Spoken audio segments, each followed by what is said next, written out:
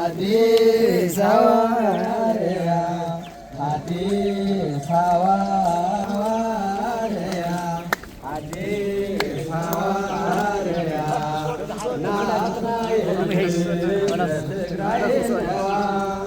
ናትናኤል ለትግራይ ነዋ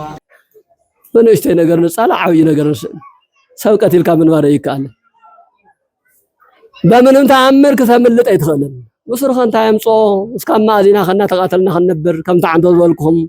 قتال مازي سيدنا اينا وغناتي اما زخينا نصلا نحجز نسناتنا دغوادا اره لب نغبر اره غفعيو اره نوريو بدورانن بخاله بطبيات تحلق حزنا نيسوس حدث مص يقتل هايك نبر استفلالنا لو غزي اخلنا استباسنا له غزي اخلنا استقايمنا له غزي اخلنا نملس اسكي كم يمبارتليك اسكما يزينو غزتي استمدرنا چرتي هلوي ادي مريم عد خبا تبلسي ادي مريم اسكداوانا تملس سالي لنا قدست اسكنبلا نمحصنا اسكي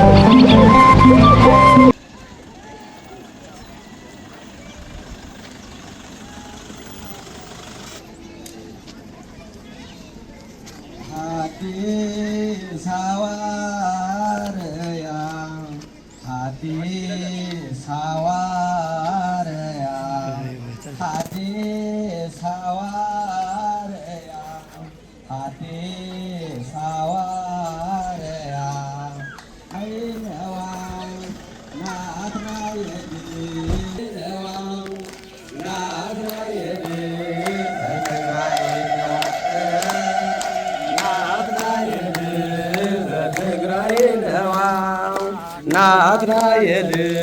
ለትግራይ ነዋ አዲስ ሐዋርያ አዲስ ሐዋርያ አዲስ ሐዋርያ ናትናኤል ለትግራይ ነዋ ናትናኤል ለትግራይ ነዋ አዲስ ሐዋርያ አዲስ ሐዋርያ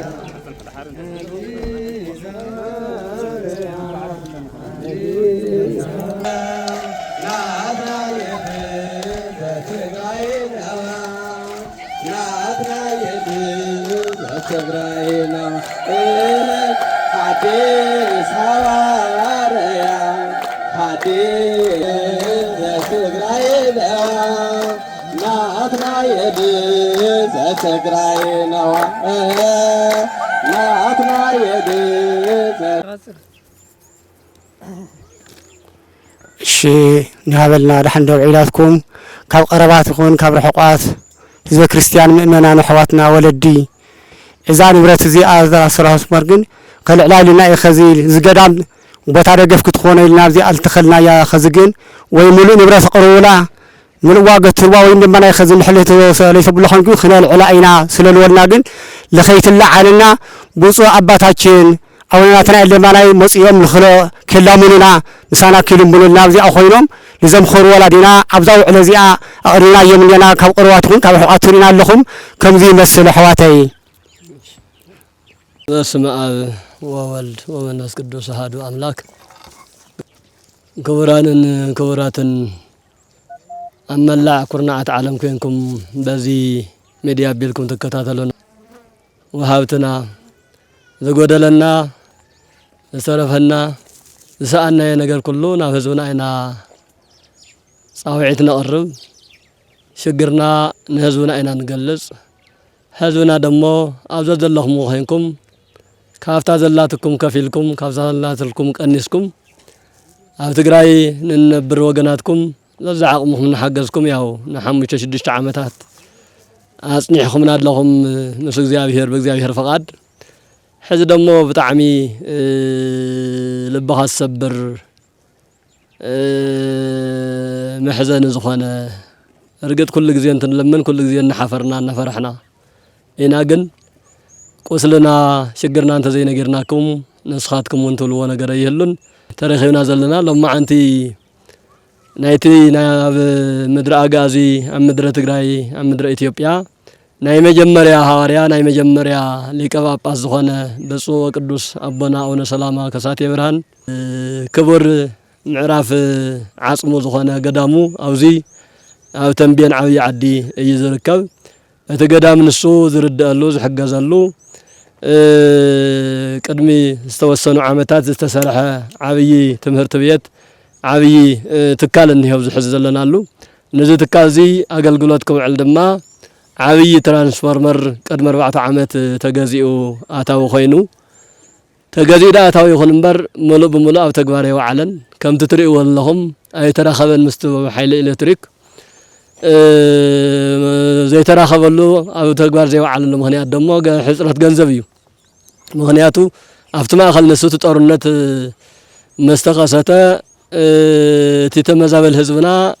زبال عصة يسئنو مستجنقا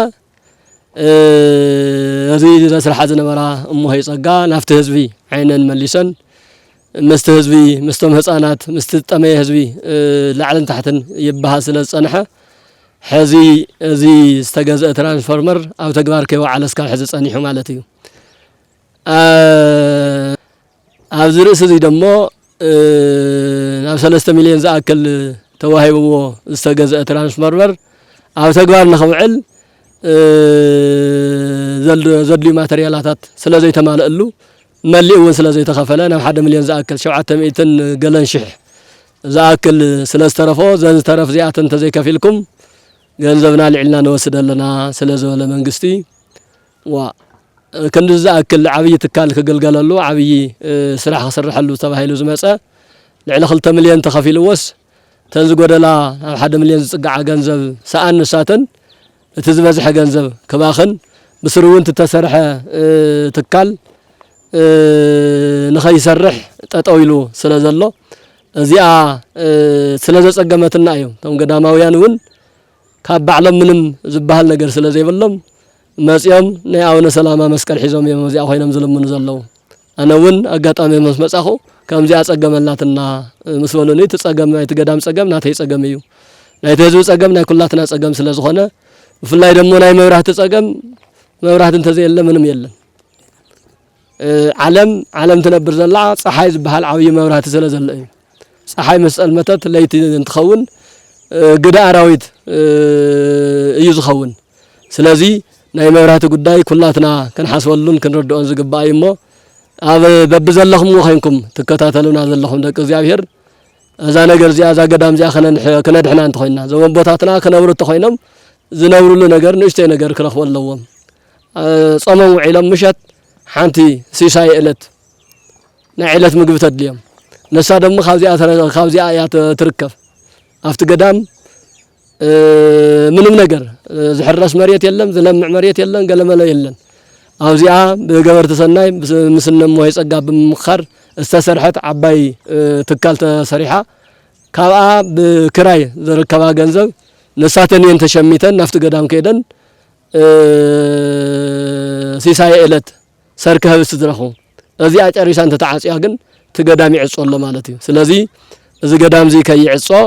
نحنا زعقمنا زلاتو 10 قرش يكون 10 دولار أواسينا إذا شوعت 100 شح نشفنن أنا ياو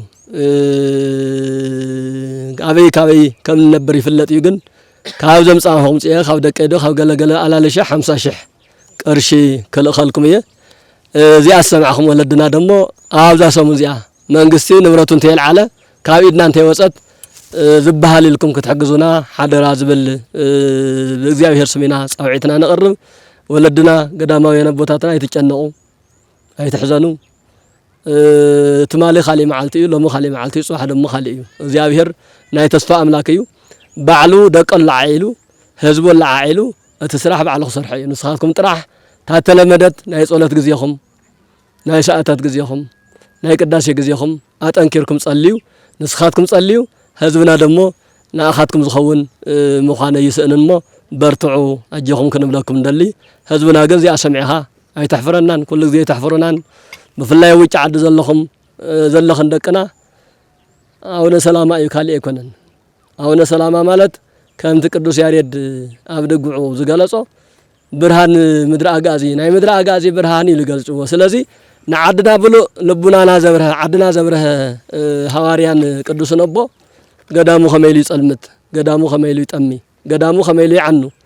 እሞ ዘመና ن1600 ዓመታት ዝኣክል ብኽብሪ ጸንሐ ገዳም ንሕና ምስተወለድና ንሕና ምስተፈጠርና ንሕና ኣለና ብንለሉ ሰዓት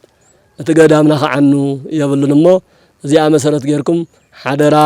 ሓደራ ሓደራ ክንብለኩም ንፈቱ እዚ ማተርያል እዚ ቀፎ ጥራሕ እዩ ጠጠው ኢልንዮ እቲ መገጣጠሚኡ ግን ካብዚ ጀሚርካ ሻዕቲ ትምህርቲ ቤት መገጣጠም ማተርያል ግን ከባቢ 700,000 ቅርሺ ይውድእ ኣሎ ማለት እዩ ሓቲትዎም እዚ ተለይ ኣስተኻኺልኩም ድማ እቲ ቀፎ እቲ ትራንስፎርመር ናልቅቆ ኣለና ድሕለይ ተጠቐምኩም ለ4 ዓመት ድረስ 4 ዓመት ተጸቢና ኢና ዝብል ካፍቶም ዝምልከቶም ኣካላት ምስ መጸ እዩ ተደናጊጹ እቲ ገዳም እቶም ገዳማውያን እውን ተደናጊጾም ማይ እውን እቲ ፕሮጀክት እዚ ቅድሚ ጦርነት ቅድሚ 4 ዓመት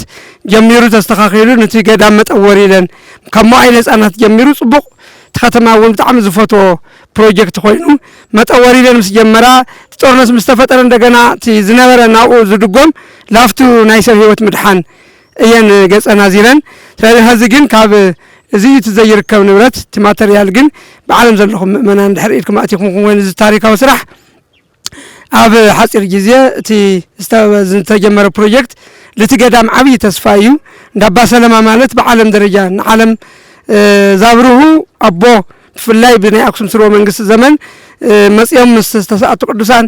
እቲ ናይ ክህነት ደረጃ ላስፋሕፍሑ ሃይማኖት ላስፋሕፍሑ በአጠቃላይ ኢትዮጵያ ሰም በዓለም ናብ ዓለም ገዳም እቲ መስቀል እንኳን ናቶም መስቀል ለቅርሲ ኣው ቅርጽ ነው ወታይሊ ካፍተ ገዳም መጽ ነው ቢዶም ዝነበረ መስቀል ይዚ ናይ ቀደም ጥንታዊ ታሪካዊ መስቀል እዩ ስለዚ ታልተረፈት ናይ ማተርያል መግዚ ኩልና ናይ ቁርስና ገዲፍና ላብዚኣ እንተሰዲድና ኮይና ኣብ ሓጽር ግዜ ናይ ትገዳም ተወሰነ ጸገም ከቅረፍ እዩ ኢልና ናምና ብፍላይ ደሞ ብጻቦና ኣብ ድኻም ቀንዮም ደብረ ዳሞ ቀንዮም ትገዳም ናይ ትገዳም ትምህርቲ ቤት ድርጅት ተይራእኹ ወይ ሓልፊ ኢሎም መጽዮም ትዝነበ ዘጋጠመ ጸገም እውን ለዓለም ክፋለጥ ብምግባሮም ያቀንየልና ኢና ንብል ስለዚ ኩልና ኢልና ናእተወሉ በረከት እዩ ታሪካዊ ገዳም እዩ ሞይ ኳ ዝኹሉ ይክደኽማ ከለዋ ንሕና እውን ብብዘለና የተተሳቲፍና ናይቶም ጻድቅ በረከት ክንካፈል ኢና ሞ እዚ ዝመስል ተጸገም ማለት እዩ እግዝእት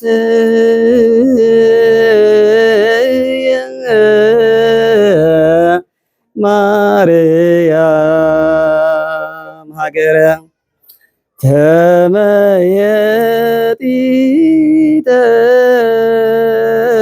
ተመየጢተነ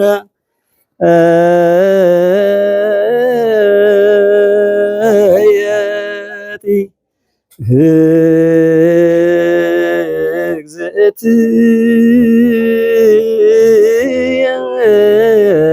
ማርያም ሀገረ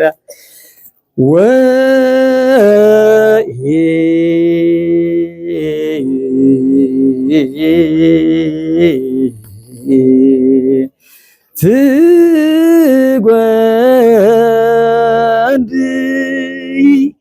በግብጽ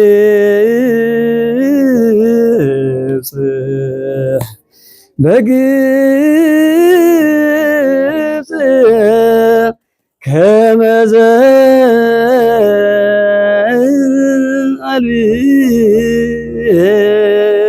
አልኪብያ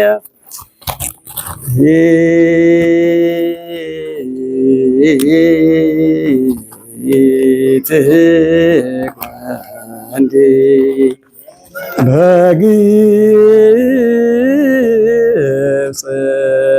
በግብጽ ከመዘ ማልኪ ወኢትጐንድዪ ወኢትጐንድዪ ወኢትጐንድዪ ወኢትጐንድዪ ወኢትጐንድዪ ወኢትጐንድዪ ማርያም ማርያም ማርያም ወኢትጐንድዪ ማርያም ማርያም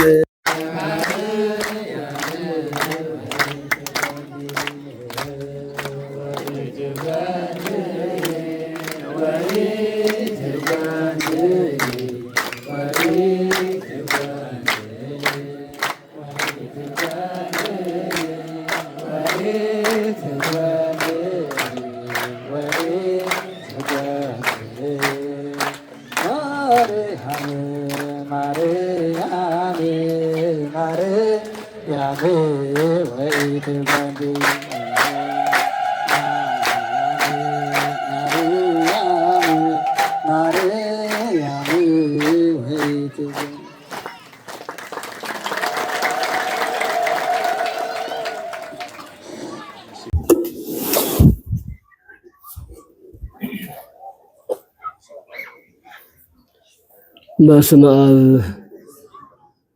ኩላኹም እስከ ኢድኩም አውፅኡ እሞ ናይ መስቀል ምልክት ጌርኩም ስርሕዎ ካብኡ ድማ ካብ ላዕሊ ናብ ታሕቲ ካብ ፀጋም ናብ የማን አማዕትቡ በስመ አብ ወወልድ ወመንፈስ ቅዱስ አሃዱ አምላክ ክቡራን ሊቃውንተ ቤተ ክርስቲያን አይንተ እግዚአብሔር ካህናት ላይካነ ምስጢር ዲያቆናት በደም ክርስቶስ ተቀደስኩም ክቡራን ምእመናን ህዝበ ክርስቲያን አቦታት አዴታት አሕዋታት ከምኡውን ፍትዋት ህፃናት በልዑል እግዚአብሔር ስም ድሓን ደውዒላትኩም ከመይ ከሪማትኩም ከመይ ኣለኻትኩም አሜን ልዑለ ባህሪ ኩሉ ዝከኣሎ አምላከ ሰማያት ወምድር ወልደ እግዚአብሔር ኢየሱስ ክርስቶስ ስሙ ንዘለዓለሙ ዝተኸበረን ዝተመስገነን ይኹን። ስሙ እግዚአብሔር ዝተኸበረን ዝተመስገነን ይኹን። አሜን በሉ እስኪ። እስከ ማእዜኑ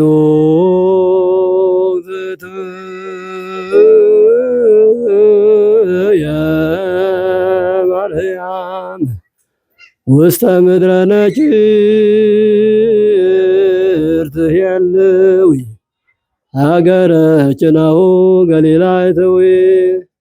ለወልድች ሕፃን ዘስሙ ናዝራዊ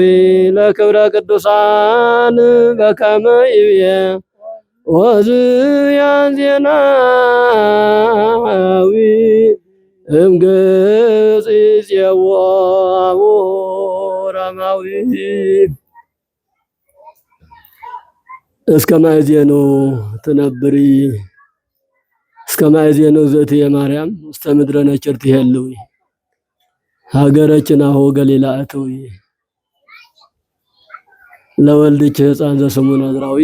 ለክብረ ቅዱሳን በከመ ይብየ ወዝያን ዜናዊ እምግብጽ ይፄውዖ አቡሁ ራማዊ አዴ ማርያም እስከ መዓዝዩ ዓድማት ክትቕመጢ ሕዝማ ገሊላ ናብ ዝበሃል ዓድኺ ዓዲ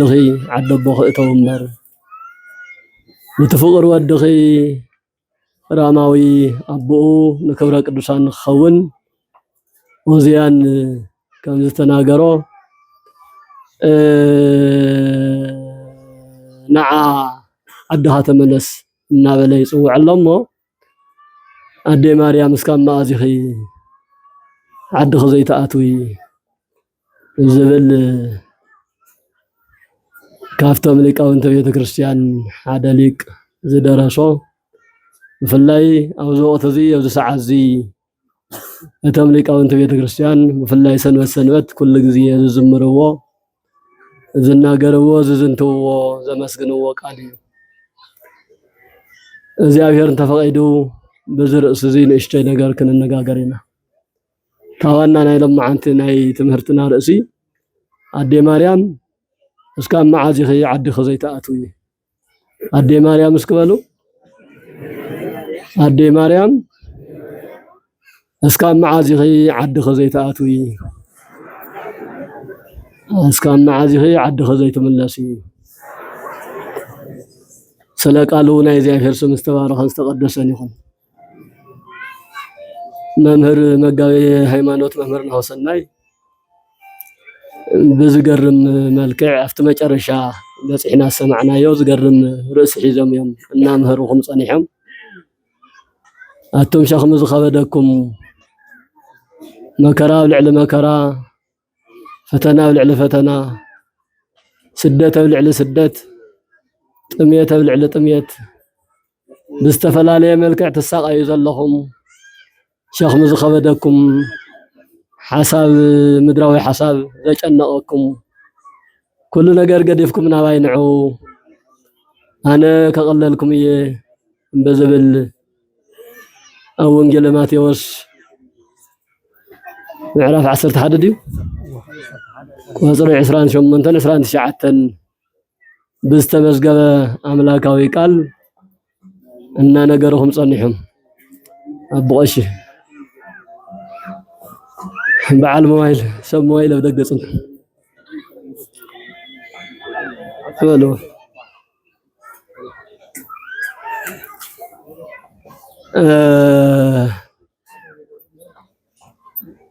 እግዚአብሔር ይመስገን እትሒዘም ወጸንሑ እና ምህረኹም ጸንሑ ትምህርቲ እኹል ትምህርቲ እዩ ንሕና ተጋሩ ካብ መጠን ላዕሊ ኩነታት ኩሉ ከቢዱና አለው ጸጊሙና አለው ይጠሜና አለው መሬት በገፋሓት ጸበና አላ መእተውን መውጽእን موبايل نام سايلنت نغبركم مእተውን መውጽእን ዝሰአና አው ከዓጽዋን አው ክባን ዘለና ህዝብና ትዝዓበየ ነገር ደሞ ኣብዚ ሰዓት እዚ ኮይንካ ንሰንስኻትካ ምቅታል ንሰንስኻትካ ምባኣስ ትግራዋይ ማዕጸላእሲ ኢሉ ወገናተይ ጾትለና ኮይ ሰአናን ዘጽነተና ኮይ ሰአናን ዘጋፈዕና ኮይ ሰአናን አይፈልጠኩምና የተይኮንኩም ዝብለና ኮይ ሰአናን ነው ሰዓት እዚ ተፈጥሮ በዓል እኮ ይቃለሰናል ይጻለናል ገሊብ ጥሜት ገሊብ አራዊት ገሊብ ዝብኢ በብዙሕ መልክዕ እኮ ንጸንተለና ንምንታዩ ንሕና ጸላይ ወሒድና ዲዩ ንሰሳትና ንጻላ አርኪብና አሉ ዲና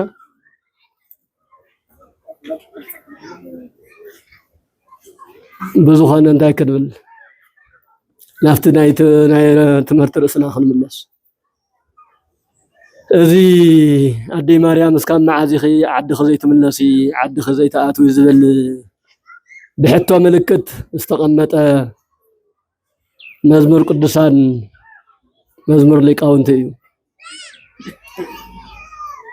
በተሊቅ ንሱ ስለ ቅድስት ድንግል ማርያም ኣብ ዘመነ መከራ ኣብ ዘመነ ስደታ ዝተወለደትሉ ዝዓበየትሉ ዓዲ ገዲፋ ወዳ ከተድሕን ናብ ምድረ ግብፂ ኣብ ዝተሰደደትሉ ግዜ ዝነበረ ሓዘን መከራ ዝነበረ ጭንቂ ኣብ ልዕሊያ ዝወርድ ዝነበረ ገፍዒ ዘጨንቃ ዝነበረ ሓሳብ መሰረት ገይሩ እዩ ተናጊርዎ ትሊቅ እስከ ማእዝየን እግዝእትየ ማርያም ውስተ ምድረ ነችርቲ የሉይ እስከ ማእዝዩ ሃገረችና ሆ ገሊላ እትዊ ሕዝማ ያኽለክባ عد خبات ملسي نتسنا نازرا ودخكو عد خات ملس زبل دمصكو هذا تنبيت نبيات كم استصحاب كوين نغرلو تتنغر ነገር استستواله تسفا يبصح لمو عد خبات ملسي كندي معلتي كرتت كتبلي نابله مكرا غيرو حزن غيرو اتول عليا زبصح كله ابعلو خم زبصح غيرو እና ተናገረ በዝማሬ መልክዕ ዘቅረቦ ታሪኽ እዩ ከም ትፈልጥዎ ቅድስት ድንግል ሰማይን ምድርን ኣብ ማእኸል ኢዱ ዝሓዘ መድኃኔ ዓለም ክርስቶስ ካብ ገነት ካብቲ ምቹው ቦታ ዝተባረረ ኣዳምን ደቂ ኣዳምን ንምድሓን ልዑል መንበሩ ገዲፉ ካብ ሰማያት ወሪዱ ካብ ስጋና ስጋ ካብ ነፍስና ነፍስ ወሲዱ ተዋሂዱ ሰብ ኮይኑ ኣብዚ ዓለም ሰብ ንምድሓን ኣብዚ ዓለም እዚ ኣብ ዝተገለጸሉ ሰዓት እቲ ዓለም ከድሕና ዝመፀ መድሓኒት ጎይታ ዓለም ክትቅበሎ ይከኣለትን ምክንያቱ ኩሉ ግዜ ዓለም ተቃራኒ ነገር እያ ትፈቱ ዓለም ተቃራኒ ነገር እያ ተስተናግድ ዓለም ንብሎ ዘለና እቲ መሬት እቲ ሓመድ እቲ ጂኦግራፊ እቲ እፅዋት ኣዝርእታት ክልተ ኣይኮነን እቲ ሰብ ኢና ዓለም ንብሎ ዓለም ዝበሃል ሰብ እዩ ኣብዚ ዓለም እዚ ዝነብር ሰብ ኩሉ ዓለም ተባሂሉ እዩ ዝግለጽ ዝነገር ስለዚ ሰብ ከድሕን ዝመፀ ጎይታ ሰባት ግን ኣብቲ ዘመን ዝነበሩ ሰባት ኣይተቀበልዎ ከምቲ ኣብ ወንጌል ዮሐንስ ምዕራፍ 1 ገና መጽሐፈ እልያሁ ሰይተወክፍዎ ንሱ ህዝበይ ወገናተይ ፍጡራነይ ኢሉ ከድሕኖም ናብኣቶም ናብ ወገናቱ ካብ ወገናቶም ካብ ቅድስት ድንግል ማርያም ተወሊዱ ተገለጸ ነሳቶም ግን ክቅበልዎ ይከኣሉን ይብል ክቅበልዎ ይከኣሉን ካብቲ ዘይምቅባሎም ሓደ ደሞ መድኃኔ ዓለም ክርስቶስ ንኣና ንምድሓን ኣብ ኢየሩሳሌም ውሽጢ ኣብ ቤተልሔም ኣብ ዝተወለደሉ ሰዓት ሄሮድስ ዝተባሃለ ክፉእ ንጉስ ዓማጺ መንግስት ስለ ህዝቡ ዘይሓዝን ስለ ህዝቡ ዘይርህርህ መሪሕነቱ ብዝግባእ ዘይዋጻእ ናይ ባዕሉ ወንበር ጥራሕ ከደላድልን ተቀማጢሉ ክነብርን ዝሓስብ ክፉእ መንግስቲ ነጊሱ ስለ ዝነበረ ክፉእ ጥንተ ጸላኢ ናይ መጀመርያ ጸላኢ ዲያብሎስ ኣብ ሰባት ሓዲሩ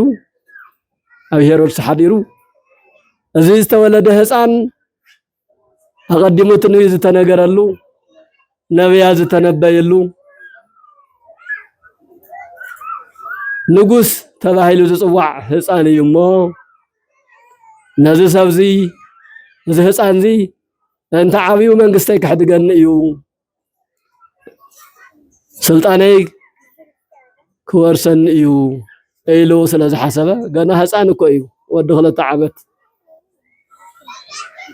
መቸምቲ የተሓሳስባት ልቢ ጠፊኡ እዩ ሓደ ግዜ ሰይጣን ልብኻ እንድሕር ወሲድዎ እንድሕር ሰዊርዎ ከመይ ኢልካ ኩነታት ከተገናዝብ ስለ ዘጸግም እምበር ገና ወዲ 2 ዓመት ህፃንስ መንግስትነት ክሕዚ እኳ ተዝበሃልስ ገና ምስ ዓበየ እዩ ተነይሶ 20 ዓመት አካባቢ ክጽበህ ግደድ እዩ እስከ 20 ዓመት ነጊሱ ያኽሎ ነይሩ እኮ ሄሮድስ እዚ ህፃን እዚ እስካብ ዝዓቢ በአግባውን ብዝግባእን ህዝቡና መርሐ ምንባር ተኽኢሉስ ያኽሎ ነይሩ ግን ያኽለኒ ዝበሃል ነገር ነው ዝዓለም ብዙሕ ኣይፍለጥን ስለዚ ሰብኣ ሰገል ናይ ጥበብ ሰባት ካብ ርሑቕ ዓድታት ተውጻጽኦም መጽኦም ኣይቲ ያሎ ንጉሰ እስራኤል ዘተወልደ ናይ እስራኤል መንግስቲ ሎሚ ተወሊደሎሞ ኣብ እዩ ስፍሩ እናበሉ ናብ ገዛ ሄሮድስ ብስከዱ ኣነ እናሃለኹ ለካ መንግስቲ ተወሊደሎ ስለዚ بقللو بحصيرو بهصانو كطفؤلني إلو بمحساب أبي بيتلهمن كبابيان تولدوا هصانات بملኦም تتولدوا زبحال زلو كريستوس بملكعن بسمون بخنتاتن كفلت سلازي كاله أبز كبابي استولد هصان بملؤ أكيكم سوسيكم أمصل لا يبل بتنكل كاب عمت كاب كلتا عمت الكبابي زلو هصانات بملኦም حيزكم نعمو نزوم هصانات بزقباع زبلاع زسته زخدن كل ነገር ማሊአ ኣብ ቤተ መንግስት ካዕብየልኩም እየ ነቶም ወለድውን ዘድልዮም ነገር ርስተ ጉልት ድዩ ሃብት ንብረት ድዩ ከዕድል እየ ህፃን ዘበለ ግን ከይተርፍ ሒዝኩም ላይ ንዒሉ ኣውጁ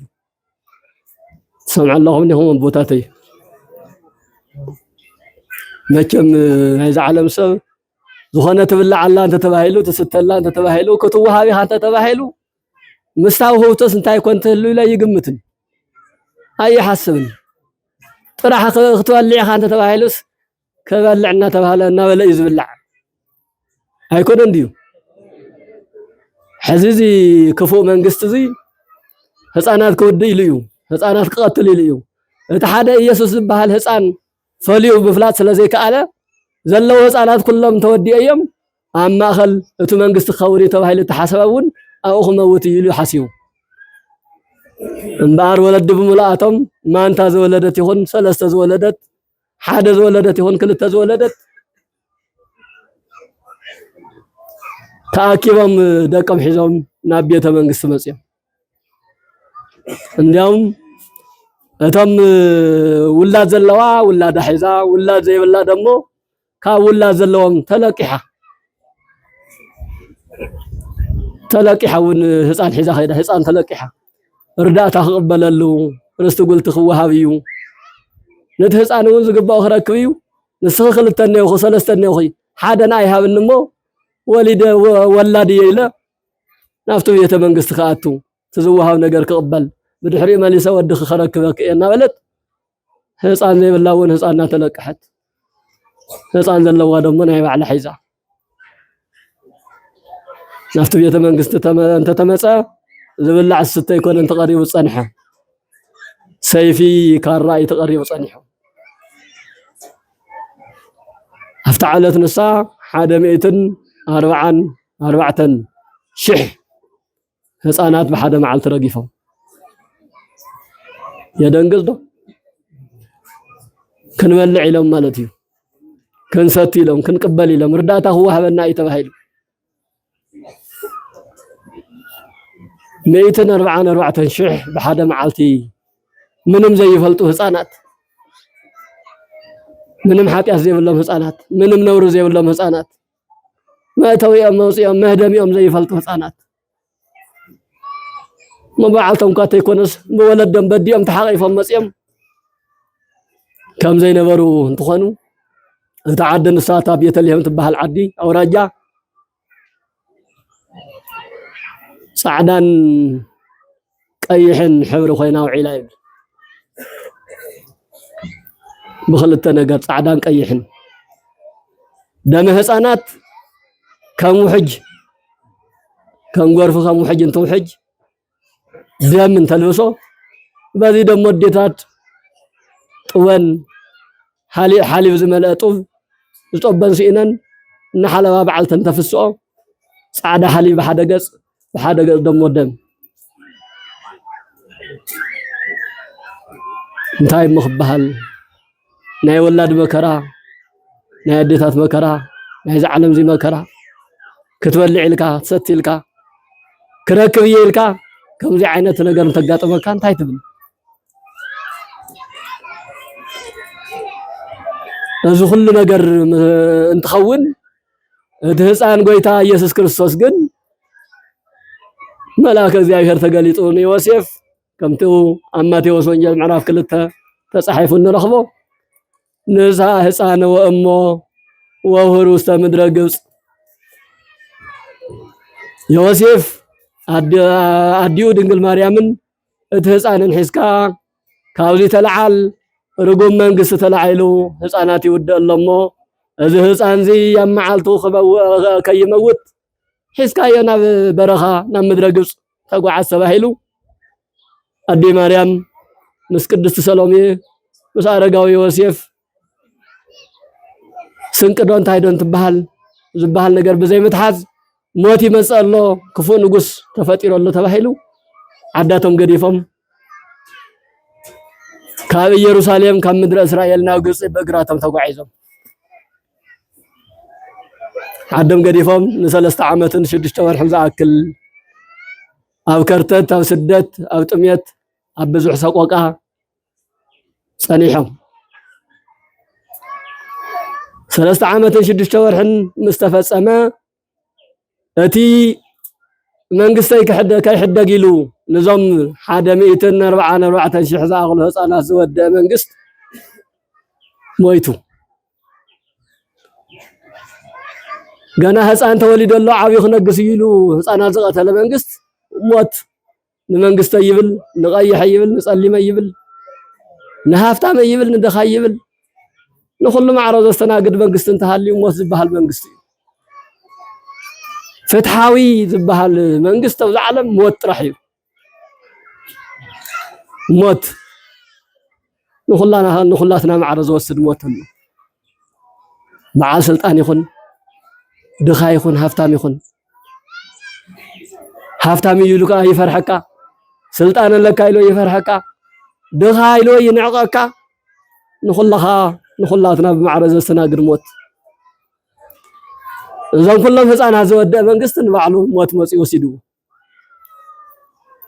እዚ ምስኮነ እቲ ቀታሊ ህፃናት ንጉስ ሄሮድስ ዓሪፎሎ ሞይቶሎሞ ተመለስ ናብ ዓድኻ እቶ ዝብል መልእኽቲ ብእግዚአብሔር መልአክ እንደገና ናብ ዮሴፍ መፅኡ ዝተመለሰሉ መንገዲ ኩነታት ንርኢ ማለት እዩ ስለዚ ዝሊቅ እዚ ኣብዚ ማእኸል እዚ ኮይኑ እዩ ኣብቲ ዘመን ንሱ ዋላ እንተ ዘይነበረ ብድሕሪ ዘመን ተላዒሉ እቲ ዝነበረ ጭንቅን ስደትን ዝፈልጥ ሊቅ ኣዴ ማርያም ዓዲ ክባ ተመለሲ እስካብ መዓዝ ኢኻ ዓድማት ክትነብሪ እስካብ መዓዝ ክትሳቀይ እስካብ መዓዝ ክትጭነቂ መድሃኒ ዓለም ጎይታ ሕቑፍኺ ሒዝኪ መድሃኒ ዓለም ክርስቶስ ኣብ ዝባንክ ተሸኪምኪ ዓለም ዘመሓድር ዓለም ዝገዝእ ንጉስ ክርስቶስ ንጉሰ ሰማያት ወምድር ንሳኽና ሃለወስ ንስኽግን ትሳቀይ ኣለኺ ንስኽግን መከራ ትበልዕ ኣለኺ ሕዚ መዓዲ ክባእ ተዊ ኢሉ بدرسات ملكع بقطم ملكع قليص هو مالتي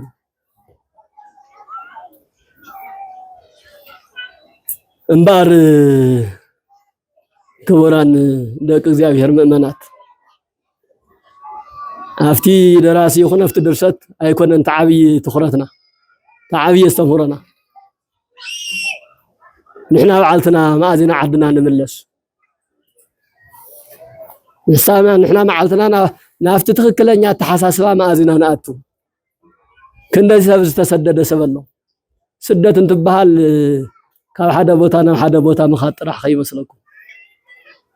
ንሱ ቀሊል ስደት እዩ ካብ ሕመራ ናብ ተንቤን ካብ ተንቤን ናብ ሕመራ ምምልላስ ናይ ዝተወሰነ መዓልትታት ጉዕዞ እዩ ተዓብይ ስደት ካብ ሰናይ ተሐሳስቡ እንተወፂ ሰብ እታዓብይ ስደት ካብ ሰብነቱ እንትወፅእ እታዓብይ ስደት ተስፋን ተቆርጹ ሰብ ተስፋን ተቆሪጹ ሰብ ተስፋን ተስኢኑ ሰብ ዓዶ ሰማይ ምዃኑ ምፍላጥ እንተኣብይዎ በቃ ምድራዊ ጥራሕ የይሉ ምድራዊ ነገር ጥራሕ ዝሓስብ እንተኾይኑ ብጣዕሚ ኣብ ዓብይ መፍነቃል ኣብ ዓብይ ስደት ኣሎ ሰብዚ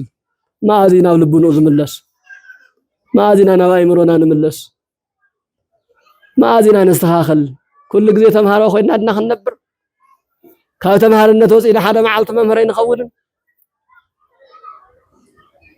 ካብ ተስፋ ምቁራጽ ወፂና መዓልትና ሰብ ምዃንና ኣሚና ናይ ሰብነት ስራሕ ይንሰርሕን ኩሉ ግዜ እናተጨነቕና ክንነብር ኩሉ ግዜ ምድራዊ ሓሳብ እናናፈቐና ክንነብር ንሕና እኮ ምድራውያን ሰባት ኣይኮናን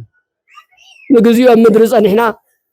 ዝዓበየ ዓደለናኮ ወለነሰ ዘውስተ ሰማያት ሃገርነ ኢሉ ብርሃነ ዓለም ቅዱስ ጳውሎስ ንሕና እኮ ዓድና ኣብ ሰማይ እዩ እቶም ሰማይ ዘሎ ዓድና ኣብ ሰማይ ዘሎ ገዛና ግን ኣብዚ ኮይና ኢና ንሰርሖ ኣብዚ ኮይንካ ከይሰራሕካ ገዛ ኣለኒ ኢልካ ይትኸይድን ዓድና ሕሞራ ንብል ገዛ ስለ ዝሰራሕኹም ሃብቲ ንብረት ስለ ዝነበረኩም ዘይኮነን እዩ ገዛ ሃብቲ ንብረት ገለ ዘይነበረኮ ብዙሕ ሰዓት እዚ እንዲያውም ዓደይ ክኸይድ እየ ክምለስ እየ እንዲያውም እንታይ ገብር እየ ዝኸይድ እኮ ዝብለ ይሰኣንን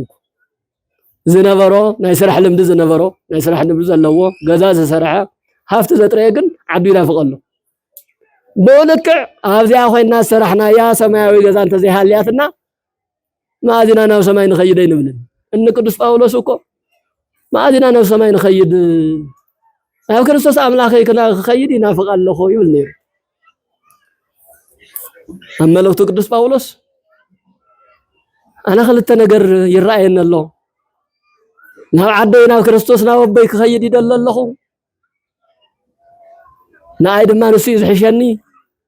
ግን ድማ ስለ ደቀይ ስለ ምእመናነይ ስለ ህዝበ ክርስቲያነይ ክብል ድማ ዝተወሰነ ግዜ ደኾን ተፀናሕኮ ይሕሽ ኢሉ ሞትን ህይወትን ኣብ ቅድመ ይረኣዩን ኣለዉ ናይ ካብቲ ህይወት ሞት እዩ ዝሕሸኒ ሞት ዝበሃል ካብዚ ዓለም እዚ ናብ ዝተላዕለዋይ ዓለም እንሸጋገረሉ መሰላል እዩ መጋቢ ኣእላፍ መምህር ዮናስ ያው ካብ ርሑቕ መንገዲ በፂሖም ኣትዮም ኣለዉ እንኳዕ መፅልና ኢልኩም እስኪ ተቐበልዋ ተመኡ ኮይንኩም ኣብ ዘለኹም ኮይንኩም እሺ ሞትን ህይወትን ኣብ ቅድመ የለዉ ኢሉ ቅዱስ ጳውሎስ እንታይን ሞትን ህይወትን ካብ ህይወት ግን ሞት ይመርፅ ኢሉ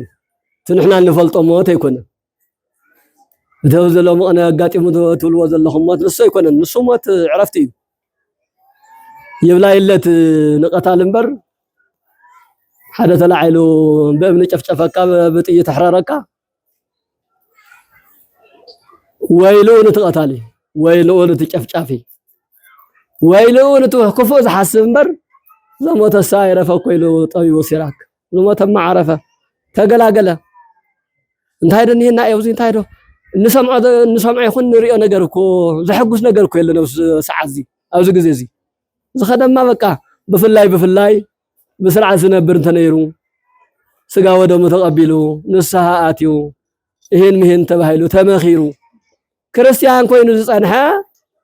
ብዝኾነ ይኹን ኣጋጣሚ በጥይት ይኹን ብእምኒ ብዝብኢ ይኹን በኣራዊት እንተ ተሰናቢቱ ናብ ዝሕሻ ዓዲ ኸይዱ ሞት ዝበሃል ንሱ ኣይኮነን ምናልባት ሞተ ሞዊት ናይ ሞት ዝበሃል ኣሎ ክልተ ግዜ ሞት ኣብዚ ዓለም እዚ እውን እናጸበአ መከራ እናተቐበለ እናተሳቀየ እናተጨፍጨፈ እናጸነተ እሞ ንስሓ ከይኣተወ እሞ መክረኻህ እንተይሰምዐ እሞ ናብ ቤተ ክርስቲያን እንተይገስገሰ ሰማያዊ ስንቅ እንተይሓዘ ምስ ኣምላኩ እንተይተዓረቀ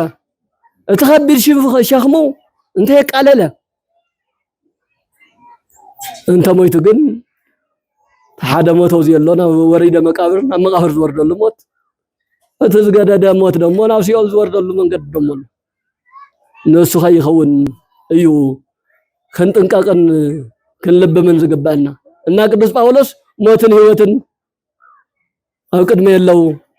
እንተ ከማዕነ ግን ናብ ኣምላከይ ክኸይድ ይመርፅ ይናፍቕ ኣለኹ ግን ድማ ደቀይ ገና ኣይጠንከርኩምን ኣይበርታዕኩምን ብደንቢ መጽሐፍ ቅዱስ ያስተማቀርኩምዎን ክርስቶስ ኣይፈለጥኩምዎን ስለናኻትኩም ኢሉ ኣብ ቀራንዮ ኣደባባይ ዝወዓለ መድኃኔ ዓለም ኢየሱስ ክርስቶስ ስጉኡ ቆሪሱ ደሙ ኣፍሲሱ ብልዑኒ ስተይኑ ዝብል ኣምላክ ናይ ፍቕሪ ኣምላክ ኣይፈለጥኩምዎን ገና ብልዑኒ ስተይኑ ዝብል ኣምላክ ኮይ ኣምላኽና ዝገርመኩም ስጋይ ብልዑ ደመይ ስተዩ ማለት እኮ በቃ ብልዑኒ እኮ እዩ ስተይኑ እኮ እዩ ኣብዚ ዓለም እዚ ዘሎ ሰብ እኮ 10 ግዜ እንተፈተወካ 10 ግዜ የዋህ ርህሩህ እንተኾነ እኮ ካብታ ዘላቶ ቀኒሱ ሓንቲ እንጀራ እንተልያ ፍርቂ እንጀራ ይበካ እምበር ኢደይ ወይ እግረይ ክበካ እኮ አይብልን ህይወቱ ከበካ ይኸልን ክርስቶስ ግን ህይወቱ ይሁንና ስለዚህ አነ ሞተ ነሳ ወእንታው ህይወቱ ወሃበና ዘሎቱ ክብር ወስብሐት ክብር ምስጋና ይገባዮ ክብር ምስጋና ነው ይሁንማ ናይና ሞት ወሲዱ ናቱ ህይወት ይሁንና ይዝብል ብልዑ ንስተይ ንዝብል አምላክ እዚ ከም ዝበለ አምላክ ገና አይተረዳኽምዎን አይፈለጥክምዎን እሞ እዚኣ ክሻው ትፈልጡ ንእሽተይ ተጸናሕኩ ይሕሸኒ ኢሉ ቅዱስ ጳውሎስ እንተ ጸናሕኩ ይሕሸኒ ማለት ዕድመ እንተወሰኽኩ እንተ ሃፍተምኩ እንተ ገዛ ክሰርሕ መኪና ክገዝእ ማለት ኣይኮነን ንደቀይ ከምህር ክርስቶስ ዘይፈለጠ ሰማያዊ ዓዱ ዘየስተኻኸለ ተስፋ ዘይሓዘ ተስፋ ክሕዝ ዓማጺ ክምለስ ዘማዊ ክነሳሕ ንስሓ ክኣቱ ቀታሊ ተጋግየ ኣለኹ ኢሉ ናብ ህይወት መንፈስ ንኽመጽእ መምህር የድሊ ስለ ዝነበረ ደቀይ ንኣኻትኩም ክብል ንእሽተይ ተቐነኹ እምበር ይብል ኣለኹ እምበር ንኣይማ እንተኸድክ ይሕሸኒ ኢሉ እንተኸድክ ይሕሸኒ ስለዚ እስከ ማእዝየን እግዝእትየ ውስተ ምድረ ለቸር ትሄልዊ እስከ ማእዚና እምበኣር ኣብ ሞት ውሽጢ እንመላለስ ሞተ ስጋን ሞተ ነፍስን ናብ ዘለዎ ጸላይ ዲያብሎስ ናብ ዘዘጋጀወልና ወጽመ መፈንጠር እናኣቱ እስከ ማእዚና ክንምለስ ማእዚና ሰብ ክንከውን ዳግም ዲ ክርስቶስ መጽኡ ከመረና ይመስለኩም እስኪ ጋጢሙ ትብሉ ወለኹም ለምቕና እንታይ ይኽረክብ ንሓደ ሰብ ተኣኪብካ በደናጉሉ ጨፍጭፍካ መቕታል እንታይ ይኽርከብ ፍትሕ ዲ ይኽርከብ ርዳእታ ዲ ይኽርከብ እንጀራ ዲ ይኽርከብ ጽድቅ ዲ ምንም ነገር እኮ ይርከብን ሓደ ምሳሌ ኣብ ዛዕበናሉ ዓዲ ኣምሓራ ወገራ ፎገራ ዝበሃሉ ክልተ ዓድታት ኣለዉ ኣብዚ ፎገራ ዝበሃል ዓዲ ክልተ ሰብ ብዝኾነ ብደረት ብመሬት ይበኣሱ ደፊእኻኒ ደፊእካ ተባሂሎም ይበኣሱ ሞ ተሓደ ንተሓደ ልዒሉ ብእምኒ ቀጥቂጡ ይቐትሎ ዘባእሶም ነገር መሬት ምሉእ መሬት ኣይኮነስ ደረት እዩ እዚ ወሰን ኣብ ክልተ ወሰን ደረት ማለት እዩ ሕዚ እንትቐትሎ እንተሎ ንቀትሉ ደረቱ ደፊኡ መሬት ተስፊሑ ክነብር ሓሲቡ እዩ ዝቐትሎ ዘሎ ታሞት ምስተኸሰተት ግን ምንባል ከመይ ሰብ ቀቲልካ ዶ ይንበር እዩ ብተኣምር እኮ ሰብ ቀቲልካ እኮ ይንበር በበይ ሓሊፍካ መን ከንብረካ ሰብ እኳ እንተ ዘይፈለጠካ መንግስቲ ዋላ ይውፅሓዩ ኣይፍለጥካ ባዕልኻ ክትነብር ኣይትኽእልን ኣእምሮኻ ይርብሸካ ከመኻ ክነብር ዝግብኦ ሰብ ቀቲልካ ከመይ ኢልካ ንስኻ ክትነብር እግዚአብሔር ከመይ ኢሉ ከንብረካ ኣይከኣልን እኮ ጨፍጭፉ ምስ ቀተሎ ምሕቢ መሸጎጥ ሲኢኑ ሰብ እንታይ ሰበብ ዘይብሉ ይቀትልዎ ግን ኣእምሮ ረቢሽዎ በቃ ጉያ ጀሚሩ ካብ ፎገራ ዝጎየ ናብዚ ወገራ ዝበሃል ዓዲ መፅኡ ደጃች ኣያሌው ዝበሃሉ ናይቲ ከባቢ መስፍን ወይ መንግስት ናብኦም መፅኡ ጎይታ ይሕድሩን ኢልዎ ሰራሕተኛ ኮይነ ፈረስ ዶ በቕሊ እናጎተትኩ ከገልግለኩም ከሓርስ ዘሎ ነገር እናተኣዘዝኩም ምሳኹም ክነብር ፍቃዱለይ ኢልዎ ወደይ እንታይ ኮይንካ መፂኻ ኢለዎ ሰብ ቀቲልካዎ እንታይ ገይሩ ካብ ምንታይ ተራኺብኩም ኣብ ደረት ተራኺብና እሞኸ ያው ቀቲለዮ እሞ ትሰፊሕ መሬት ማወይ ገዲፍካዮ መፂኻ ትልቁን ነገር ትተኸው መጣህሳ ኢሎም ይበሃል ዘባሰቶም እንታይ እያ ደረት ያ ሓደ እመት ወይ ገለ ሓደ ሜትር ተኾይና እንተ ዓብያ ግን ትሰፊሕ መሬት ይገዲፍዎ ሄዱ ልጅ ትልቁን ነገር ትተኸው መጣህሳ ተመልከቱ እምበኣር በንእሽተይ ነገር ንጻላ ዓብይ ነገር ንስእን በንእሽተይ ነገር ንጻላ ዓብይ ነገር ንስእን ሰብ ቀቲልካ ምንባር ይከኣል በምንም ተኣምር ከተምልጥ ኣይትኽእልን ምስርኸ እንታይ ኣምጾ እስካብ ማእዚና ከና ተቃተልና ክንነብር ከምቲ ዓንቶ ዝበልኩኹም ቀታሊ ማእዚ ስእና ኢና ወገናተይ በበዓመቱ በበ5 ዓመት እናመፁ ከይውዱና አለው ዕድመ ልክዕና 5 ሚልዮን ኢና ንበሃል እኮ ንሕና እኳ ተወሊድና ካብ ኣይሙሮ ካብ ንገብርስ በየ10 ዓመት አካባቢ እንታይ ዝበሃል ህዝቢ ቆፀራ ይግበር እዩ 5 ሚልዮን ዓመ እውን 5 ሚልዮን ይበሃል ነይሩ ቅድሚ 10 ዓመት እውን 5 ሚልዮን ንምንታይ ኢና 5 ሚልዮን ኮይና ነበር ዘለና በበዓመቱ ቀታል ኣለና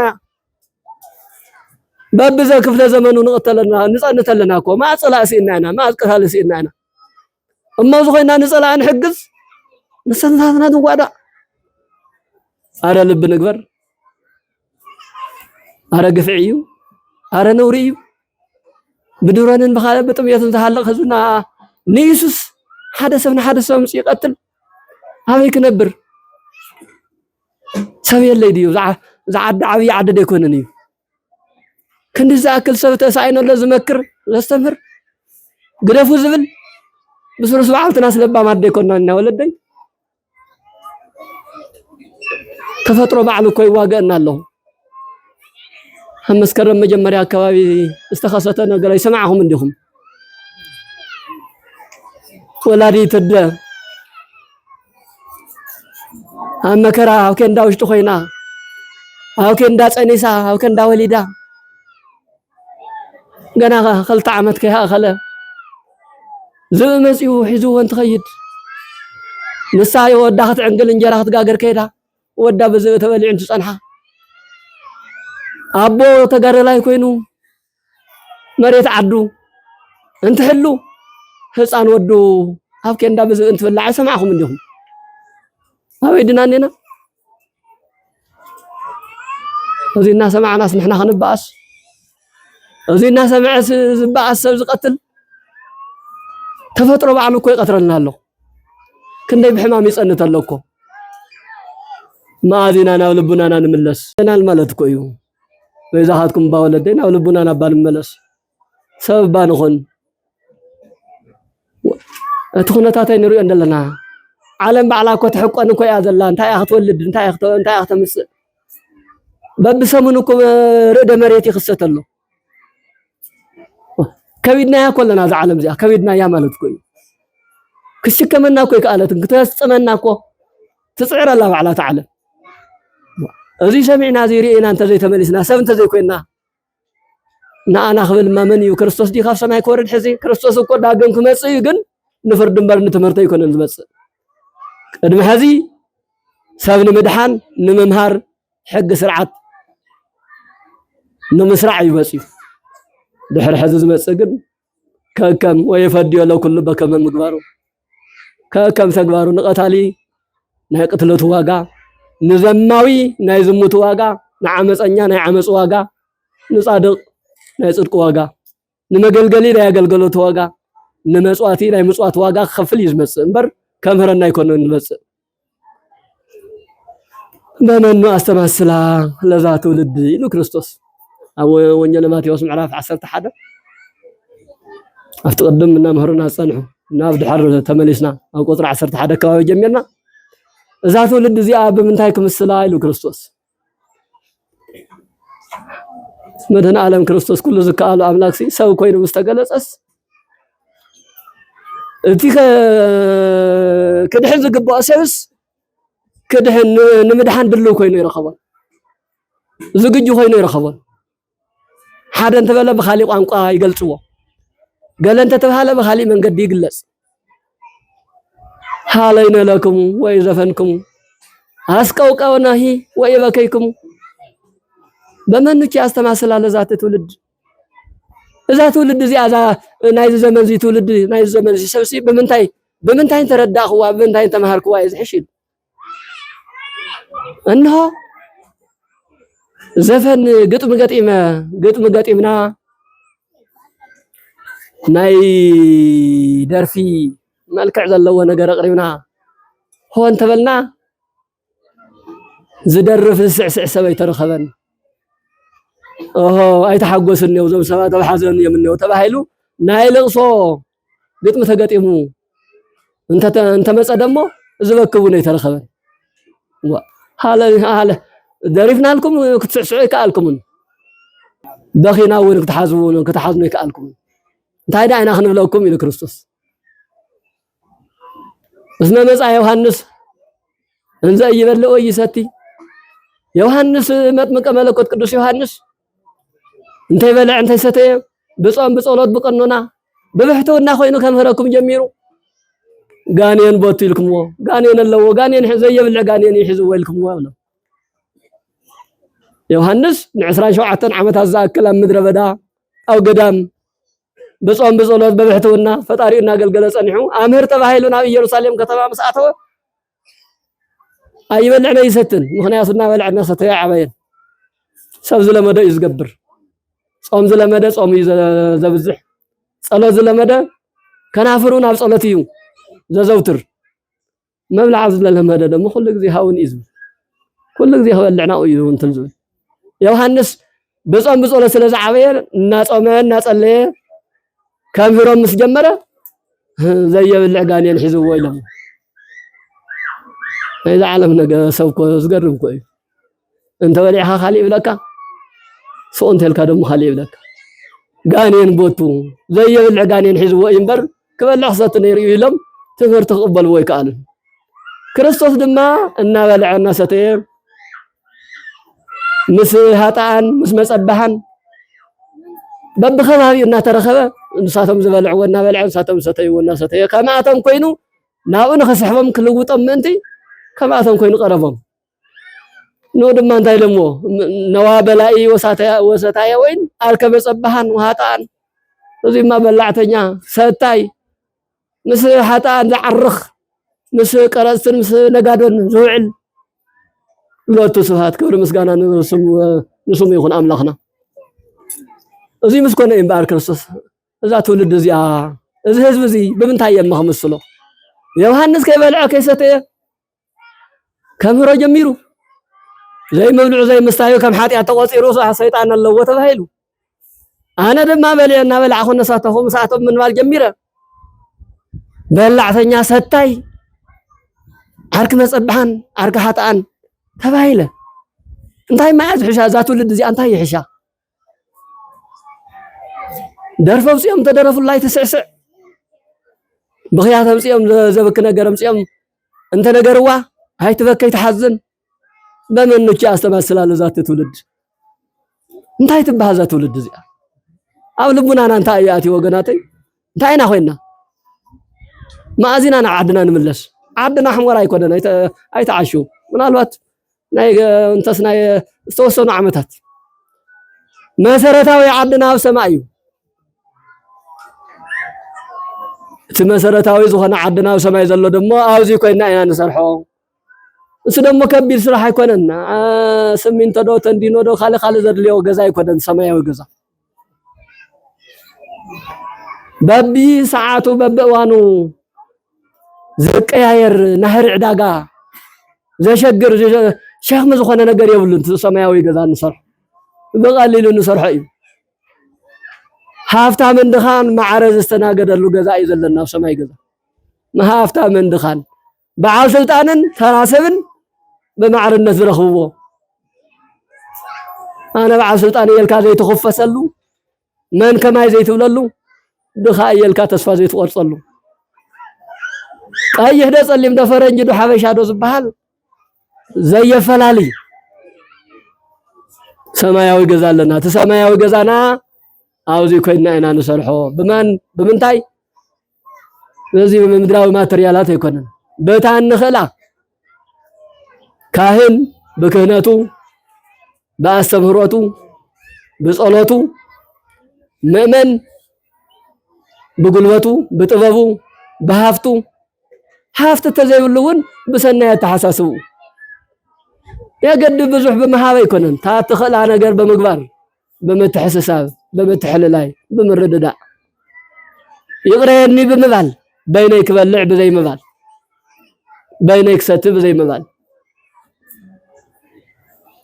እዞም ሰባት እዚኣቶም እንታይ የቃቲልዎም ምናልባት ከምቲ መምህርና ሁሰናይ ዝበልዎ ናይ ባዕሎም ዘፃረ ኣካል የፃርዮ ግን ከም ሰብ ኮይንካ ምግማት ዝኸብድ ኣይኮነን ግምት መረጃ ይኸውን እምበር እንታይ የባይስዎም ተተባሂለ ሰብ ከባቢ ዝነበርኩምስ መበገስ ሓሳብ የለዎም ወይ በዚያ ደፊኻኒኻ ወይ በዚያ አይመዝገብካንን ወይ ከምዚያ አይገበርካንን ወይ ከምዚያ ተናጊርካኒኻ ሓደ ነገር ፍሉ ዘይረብሕ መፍትሒ ቦት ዲሞ ኮይኑ ብጣዕሚ ኮይና ተዋሪድና ደቀይ ሞይትና ኮይና እንሃለና ዘለና ንመስል መኮር ተበልዕና ተወዲና ኮይና ኣብዚ ሰዓት ዚዶ ፀላእ ዘይሰኣንካ ዶ ፀላእ ትፈጥር ኢኻ ቀታሊ ዘይሰኣንካ ዶ ባዕልኻ ሓውካ ትቐትል ኢኻ ብዝኾነ ደቂ እግዚአብሔር ከይነብዛሕልኩም ወቀሳ እውን ከይመስለኩም ስለተሰምዐና ስለዘሕዘነና ኢና ንናገር ዘለና ብጣዕሚ ዓብይ ሰብ እዩ ስሙ አብርሃም እዩ ተግባሩ እውን አብርሃም እዩ እስመ ስሙ ይመርሑ ሃበ ገብሩ ከም ዝበሃል ኣብ ህዝቢ ኣብ መቐለ ዝነብር ተመዛበላይ ህዝቢ ሕሞራ ዓመት በዓል ወርሒ በዓል መፀት ምሳና ኣብ ኬንዳ እዩ ዝውዕል ነይሩ ብዝኾነ እዚ እናረኣኻ እዞም ከምዚ ዓይነት ሰብ ፀጋ እንትኸዱ ርኢኻ እኮ ዝተረፈ ሰብ እኮ ክመሃር እኮ ዝግባእ እዚ ዘይመሃረና መን ከምህረና ይኽእል ኣለኹ ዝብል በዓል ፀጋ ኣሎ ዝበሃል በዓል ፀጋ ብንእሽተይ ዕረፍ ኢሉ በቃ ተመስገን ኢሉ እንትድቅስ ንሕና በዓልትና ሰብሳትና ንቀጣቐጥ ስለዚ ክንመሃር ይግባአና ያኽለና እስኪ استفلالنا ጊዜ ያኽለና استباسنا ጊዜ ያኽለና استقያየምና ጊዜ ያኽለና እንመለስ እስኪ كم ينبار تليق اسكما يزينو ግዘትየ ውስተ ምድረ ነቸርቲ ይህልዊ አዴ ማርያም ዓዲ خبات በለሲ አዴ ማርያም እስክዳባና ትመለስ ሰአሊ ለነ ቅድስት እስክንበላ እንማሕፀና እስኪ ናብ ልቡናና እንመለስ ደቀይ ያኽለና እዩ ያኽለና እዩ ኣብዚ ምድር ዘሎ ነገር ብዙሕ ረኸብካም ንእሽተይ ረኸብካም ያው እዩ ስለዚ ክንምለስ ይግባአና ናይ ለማዓንቲ ናይ ትምህርቲ ርእስና እንታይ እዩ ነይሩ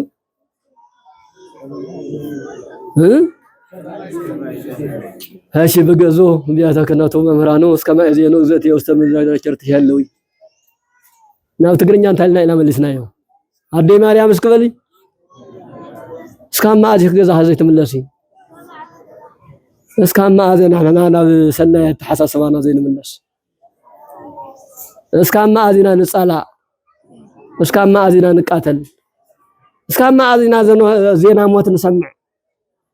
እስካማ አዚና በጦርነት ነበር እስካማ አዚና በድኽነት ነበር ያውም ናይ አእምሮ ድኽነት ናይ ተሐሳሰባ ድኽነት አው ከንዳ ሆን ካድማ ይባስዎ ነይሩ ብዙሕ ነገር ገዲፍካ በፂኻ ዶ ብ5 ኪሎ ብ10 ኪሎ ሰብ ይባስ ዓለም ኒ ሃላፊ ፍትወቱ ኒ ሃላፊ እስመ ኩሉ ሃላፊ ወእቱ ማለት እኮ አፍ ህይወትና ዘመንና እኮ ይትርጎመሉ ብዙሕ ዝነበረና ገዲፍና እንትን መጽእ እኮ ሓላፊ ምዃኑ እኮ በዚ ክንርዳእ እዩ ዝግበአና ነባሪ ቀዋሚ ዝበሃል የለን ኣብዚ ዓለም ቀዋሚ ነባሪን ዝበሃል ሰማያዊ ገዛ ከውርስ ዝኽእል ናይ ጽድቅ ስራሕ ናይ ምጽዋት ስራሕ ናይ ትሕትና ስራሕ ናይ ጾም ናይ ጸሎት ናይ ስግደት ስራሕ እንተሰሪሕና እዩ አለበለዚያ ግን ክልተ ግዜ ከይነ ጉዳእ ኣብ በረኻ ዝኾነ ተሐሳስባ ክንነብር ኣይግባእን ዝብል ሓሳብ የኸልዕለልኩም ደልየ ምናልባት ኣብ ርእሲ ድኻምኩምን ኣብ ርእሲ ጥምየትኩምን ንዝኣል ክንዝኣከ ሰዓት በሊዕልኩም ከይከውን ያው ይቕርታ ክብለኩም ንሰንሳትና እንተ ዘይተመኻኺርና እንተ ዘይተነጋጊርና ሽግርና ምንታይ እዩ ዘሎ ኢልና እንተ ዘይፈሊጥናዮ ተታሒዝና ኢና ንውዳእ ተታሒዝና ከይንውዳእ መኻሪ የድልየና መራሒ የድልየና መራሒ መኻሪ ማለት መምህር መጽሐፍ ቅዱስ ተምሃረ ጥራሕ ኣይኮነን ሰብ ኩሉ ብዓቕሙ ብመጠኑ ዝተምሃረ እዩ ሓጢያትን ጽድቅን ፈልዩ ዘይፈልጥ ሰብ የለን ጸልማትን ብርሃንን ፈልዩ ዘይፈልጥ ሰብ ኣለና ድዩ ሓቅን ሓሰትን ፈልዩ ዘይፈልጥ ሰብ የብልና ንባዓልትና ኣይንሸወድ አይ አነ እኮ ቀሼ ኮንኩን አነ ዲያቆን ኮንኩን ዚና ያቀሽት እዩ ዚና ዲያቆናት እዩ ዝበሃል ነገር አይሰርሕም ስለዚህ اسكام ما ازب سدت كنبر اسكام ما ازب بخنت كنبر او قتلت كنبر يا اهلنا نعدنا عدنا تعبي عدنا እግዚአብሔር ባዕሉ يعدنا ለሊሁ ዓለም ሞድ ይዝብል እግዚአብሔር ዓለምና ሲ እግዚአብሔር እዩ ንስን ድሕር ደልዮ ሰዓት እንተ አኺልኮ ንሕና ሰላማዊ ሰልፍ ስለዘወፀና ገለ እኮ ይኮነን ትግዚኡ እንተ አክል ንሕና ውን ናብ ንጽህናናን ናብ ቅድስናናን ናብ ቅንዕ አተሐሳሰባ እንትንምለስ በሓደ በዓልቲ እትንደልየ ነገር ዝሳኻ ስለዚ ደቂ እግዚአብሔር መሳኻትኩም ይኹን እግዚአብሔር ይባርክኩም እግዚአብሔር ይቀድስኩም እንቲ ዘጥልል ቅዱስ ናይ እግዚአብሔር ቃል መጊቦምና አምሄሮምና ንዒዶምና እየሞ ቃለ ሕይወት ያስመዓልና ቃለ ሕይወት ያስመዓልና እስክንበል ኩላትና ቃለ ሕይወት ያስመዓልና ናይ አገልግሎቶም ዘመን ያንውሐልና